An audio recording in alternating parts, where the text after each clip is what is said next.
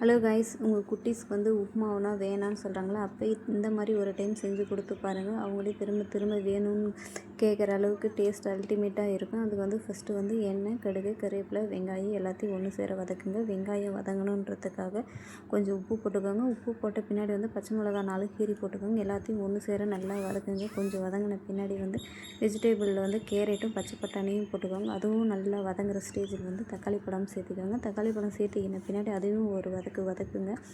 அதுவும் வதங்கின பின்னாடி வந்து தண்ணி சேர்த்துங்க. தண்ணி வந்து 1 கப் ரவைக்குன்னா 2 கப் ரவை. வெஜிடபிள் வேகணுன்றதுக்காக 1/2 கப் எக்ஸ்ட்ரா சேர்த்திக்கோங்க. இந்த நல்லா தண்ணி சேர்த்திக்கின பின்னாடி வந்து நல்லா கொதி வந்த பின்னாடி ரவையை கொட்டி மெயில்டாக கிளறுங்க. அடி பிடிக்காமல் இந்த மாதிரி கிளறின உடனே இந்த ஸ்டேஜுக்கு வந்து அவ்வளோதான். ரவை வெந்த உடனே நீங்கள் வந்து கொத்தமல்லி தலையை தூவி சர்வ் பண்ணலாம். அவ்வளோதான். இந்த வீடியோ உங்களுக்கு பிடிச்சிருந்தா லைக் பண்ணுங்கள். இதே மாதிரி உங்கள் குட்டீஸ்க்கும் செஞ்சு கொடுத்து பாருங்கள். அவங்களும் திரும்ப திரும்ப வேணும்னு